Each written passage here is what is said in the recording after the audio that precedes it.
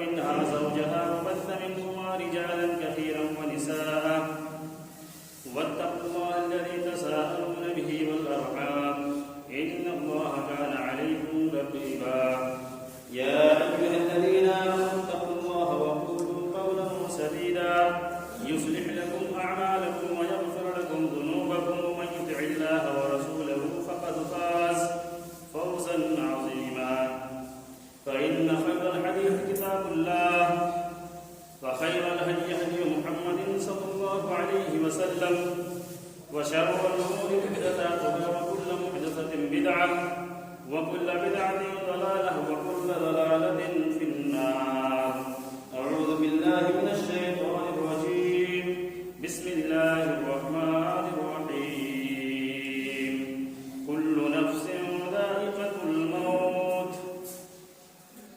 رب اشرح لي صدري ويسر لي أمري واحلل عقدة من لساني يفقهوا قولي رب زدني علما اللهم رب زدني علما حمد و ثنا کبریائی بڑائی اس اللہ رب العالمین کے لیے لائق و سزاوار ہے جو احکم الحاکمین ہے، رب العالمین ہے، رب العرش العظیم ہے. اس کائنات کی ہر چھوٹی سی چھوٹی چیز پر قادر علی کل شیء قدیر ہے. بعد درود و سلام کی پھولوں کے بارش ہو تمام نبیوں پر، ہمارے آخری پہلے پر جناب محمد رسول اللہ صلی اللہ علیہ وسلم کی گرامی پر اللہم صلی علیہ وبارک وسلم.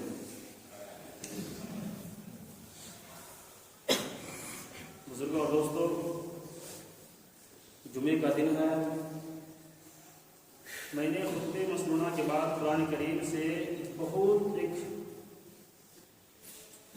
چھوٹی سی آیت کا ٹکڑا میں نے آپ کے سامنے پڑھایا ہے،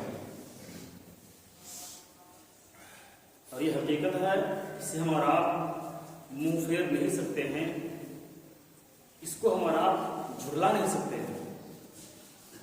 جو حقیقت ہے،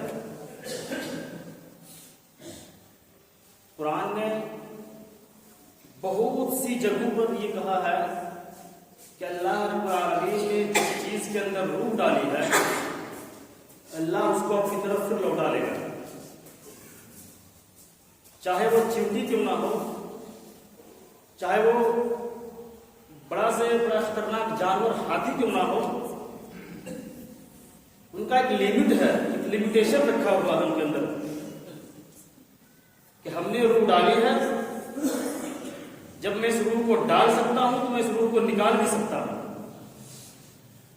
اسی کو قرآن کریم میں اللہ رب العالمین نے یوں نقشہ کھینچا ہے، کل نفس ذائقۃ الموت، ہر نفس کو جس کے اندر میں نے روح ڈالی ہے اس کو موت کا مزہ چکھنا ہے، اس کا موت کا ٹیسٹ لینا ہے.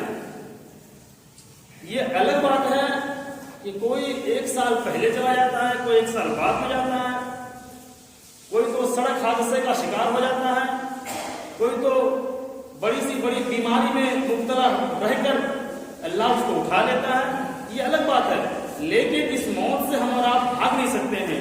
قرآن نے کہہ دیا ہے صاف طور پر کہ کل نفس ذائقۃ الموت، ہر نفس کو جس کے اندر روح ڈالی گئی ہے اس کو موت کا ٹیسٹ چکھنا ہے.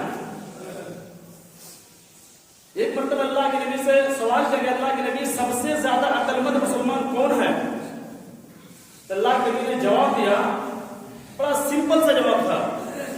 اللہ کے نبی نے کہا کہ اکثرہم للموت ذکرا، جس نے اپنی زندگی میں 70 سال 80 سال 60 سال کی زندگی میں موت کو بہت یاد کیا ہو، کثیر تعداد میں موت کو یاد کیا ہو، اور موت کو یاد کرنے کے بعد موت کی جو بعد والی زندگی ہے اس کی اچھی تیاریاں کیا ہو، وہ عقل مند مسلمان ہے. جیسا سوال ویسا جواب.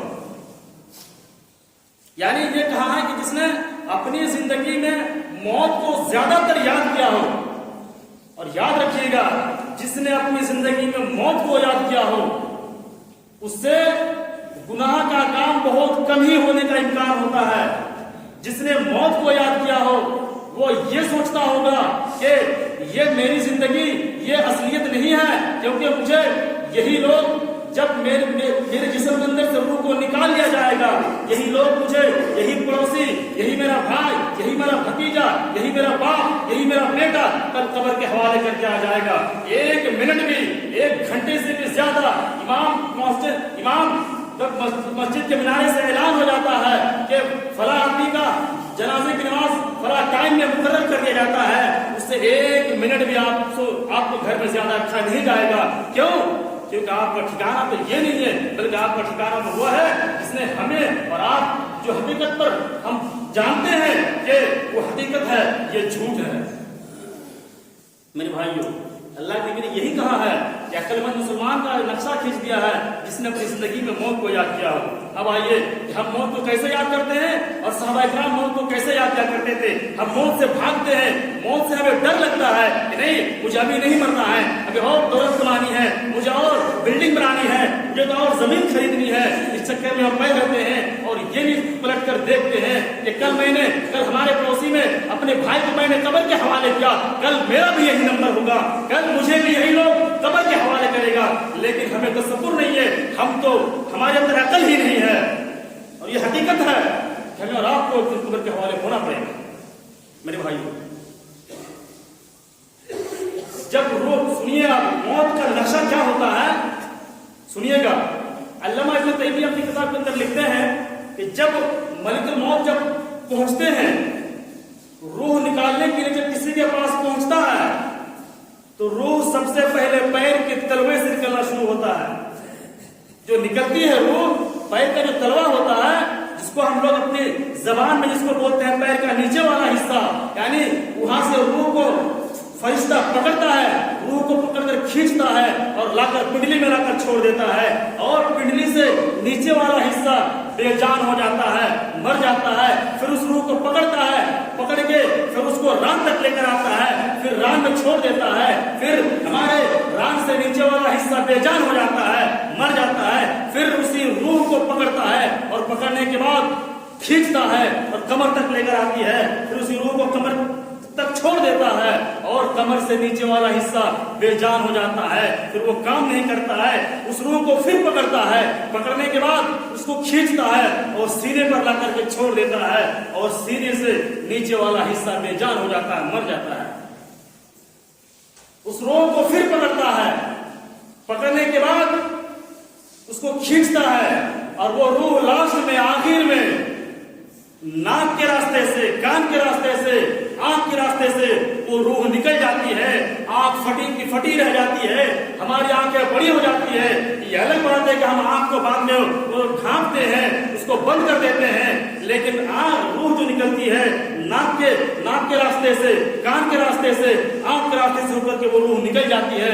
मेरे भाइयों, उस मौके पर भी शैतान आपका पीछा कर रहा है। मेरे भाइयों, देखिए कुरान में तो है कि अल्लाह ने हजरत आदम के अंदर रूह डाली, जन्नत में रख दिया और कहा कि फला तक़रबू हाज़िही शजरा, इस दरख्त के करीब मत जाना। लेकिन इंसान का यह फितरत है, जिस चीज को करने से रोका जाएगा इंसान उसी चीज को करने के लिए आमादा हो जाता है। हमें आकर रोका क्यों दिया है? हजरत आदम नहीं करते हैं और अल्लाह का नाफरमान हो जाता है, और अल्लाह उसको एक चांस देता है कि जाओ दुनिया में चले जाओ। उसको जन्नत से निकाल दिया जाता है। मुख्तसर मैंने आपको सामने रखा है, जन्नत से निकाल कर उसको भेज दिया जाता है कि जाओ, तो मैंने एक चांस दिया है। जब उनको पता चला कि हमसे गलती हुई है, मैं अपने नफ्स पर जुल्म कर चुका हूँ, ये दुआ करने लगते हैं, रब्बना ज़लमना अनफुसना व इन लम तग़फिर लना व तरहमना लनकुनन्ना मिनल ख़ासिरीन, ये दुआ मांगने लगते हैं। मेरे भाइयों, शैतान ने हजरत आदम को भी नहीं बख्शी, तो हमें और आप कौन होते हैं? उस मौके पर भी शैतान का ये अहद पैमान करके रखा है कि मैं अल्लाह तेरे बंदू को मैं आखिरी दम तक मैं उसको बहकाने की कोशिश करूंगा। मेरे भाइयों, मालूम है आपको, जब किसी इंसान के रूह को निकाला जाता है, वो शख्स उस टाइम में बहुत प्यासा होता है, वो छटपटाता है, बोल नहीं पाता है, लेकिन बहुत छटपटाता है, बहुत प्यासा होता है। इस मौके पर एक शैतान उसका हमदर्दी भाई बनकर उसके बगल में खड़े हो जाता है, पानी का प्याला लेकर। एक तरफ फरिश्ता खड़ा हो जाता है, मलिकुल मौत खड़ा है, देखते ही रूह निकलने वाली है, वो मर जाएगा। इधर फरिश्ता बहकाता है कि नहीं, تو بہت پیاسا ہے, اگر تو پانی پیے گا تو روح بچ جائے گی, تو وہ نہیں مرے گا. اب یہ آدمی سوچتا ہے یہ میرا ہمدرد بھائی ہے, کیونکہ اس ٹائم پر اس کو پیاس کا احساس ہوتا ہے, بڑی شدت سے اس کو پیاس کا احساس ہوتا ہے.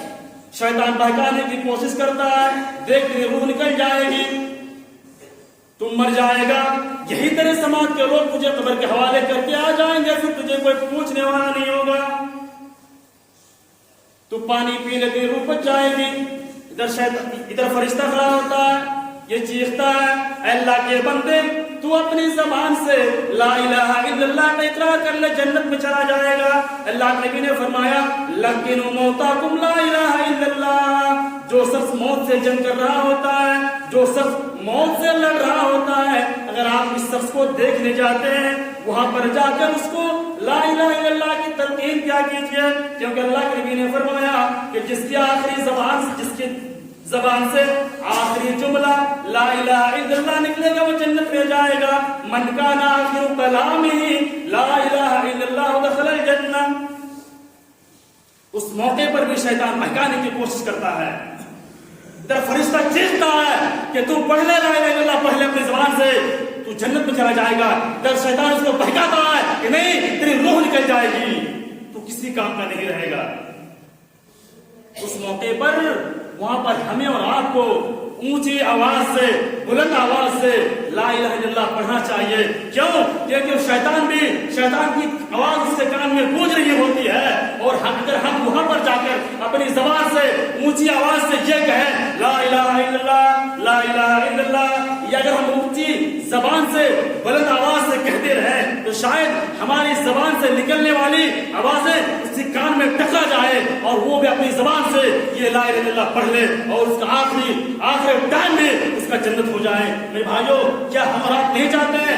لیکن ہم اور آپ تو جاتے ہیں. وہاں پر جا کر موت کو دیکھ, جو شخص موت سے لڑ رہا ہوتا ہے اس وقت ہم پہنچتے ہیں دیکھنے کے لیے. وہاں پر بھی ہم جا کر کے فلاں بلڈنگیں, فلاں زمین, فلاں کی باتیں, ادھر ادھر کی باتیں وہاں ہم جا کر کر رہے ہیں. میرے بھائیوں, آخری ٹائم پہ اللہ کے نبی نے کہا کہ اس موقع پر بھی شیطان اس کو بہکانے کی کوشش کر رہا ہوتا ہے.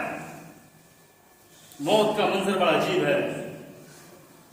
جب کوئی انسان مرتا ہے بہت پیاسا ہوتا ہے, شیطان کہتا ہے پانی پی لے بچ جائے گا. وہ آدمی ادھر بھی دیکھتا ہے ادھر بھی دیکھتا ہے, بڑی پیاسا ہوتا ہے. تو شیطان وہ آدمی کہتا ہے شیطان سے کہ اللہ مجھے پانی پلا دے, میری روح بچ جائے گی, میری جان بچا لے. تو لگتا ہے تو میرا بڑا ہمدرد بھائی ہے. کہا ہاں میں تیرا ہمدرد بھائی ہوں, تبھی تو میں تجھے بچانے کے لیے تیرے سامنے کھڑا ہوں. لے پانی پی لے. جیسے بولے گا ٹھیک ہے مجھے پانی پلا دے, شیطان کہے گا رک, ایک اور شرط ہے میری, اس کو پورا کر پہلے. تو بتا کیا شرط ہے؟ کہے گا تم اپنے پیشانی کو میرے پیر کے نیچے ٹیک دو, میں تجھے پانی پلا دوں گا, پھر تیری روح بچ جائے گی. وہ آدمی جان کو بچانے کے لیے, روح کو بچانے کے لیے وہ آدمی اس اپنی پیشانی کو شیطان کے قدم پر جو ہے ٹیکے گی. اتنے میں شیطان پانی کا پیالہ لے کر بھاگ جائے گا. یہ کہے گا واہ, میں نے جو وعدہ کیا تھا, میرا جو عہد و پیمان ہے, میں نے آخری ٹائم پر بھی میں نے اللہ کے بندے کو میں نے گمراہ کر دیا. میں نے آخری ٹائم پر بھی میں نے اللہ کے بندے کو جہنم میں داخل کر دیا. قرآن نے اسی کا یہ نقشہ کھینچا ہے. جب کسی کی روح نکلتی ہے تو آنکھیں پھٹی کی پھٹی رہ جاتی ہیں. فلولا اذا بلغت الحلقوم وانتم حينئذ تنظرون. جب تمہاری روح نرخرے تک پہنچ جائے گی, جب تمہاری روح گلے تک پہنچ جائے گی, وانتم حينئذ تنظرون, تو یہ منظر تم اپنے آنکھوں سے دیکھ رہے ہوتے ہو. جب روح نکلتی ہے نا دیکھتا ہے وہ آدمی. اور آگے نقشہ کھینچا ہے, یہ بڑی دردناک منظر ہوتا ہے, بڑی دردناک منظر ہوتا ہے. جس ساتھ یہ واقعہ یہ ہو رہا ہوتا ہے ان کو پتا ہوتا ہے کہ میرے ساتھ کیا ہو رہا ہے. قرآن اسی کو سمجھانے کی کوشش کر رہا ہے کہ جب تمہاری یہی روح جب نرخرے تک پہنچ جائے گی, تمہاری آنکھیں پھٹی کی پھٹی رہ جائے گی. اگر وَنَحْنُ أَقْرَبُ إِلَيْهِ مِنْكُمْ, اللہ تعالیٰ فرماتا ہے میرے بندو جب تم موت سے لڑ رہے ہوتے ہو اس وقت بھی میں تمہارے اتنے قریب ہوتا ہوں، اتنے قریب ہوتا ہوں. تم یہ سوچتے ہو کہ میرا بھائی آج موت سے جنگ کر رہا ہے، میں اپنے بھائی کے بغل میں بیٹھا ہوا ہوں، میں اپنے بھائی کے پاس بیٹھا ہوا ہوں، اپنا بھائی کا ہاتھ میرے ہاتھ پہ ہے. اللہ رب العالمین کہتا ہے نہیں، تم اپنے بھائی کے، تم اپنے پڑوسی کے، تم اپنی ماں کے اتنے قریب ہونے کے باوجود بھی تم قریب نہیں ہو. وَنَحْنُ أَقْرَبُ إِلَيْهِ مِنْكُمْ وَلَكِنْ لَا تُبْصِرُونَ. اس موقع پر بھی میں اللہ سب سے قریب ہوتا ہوں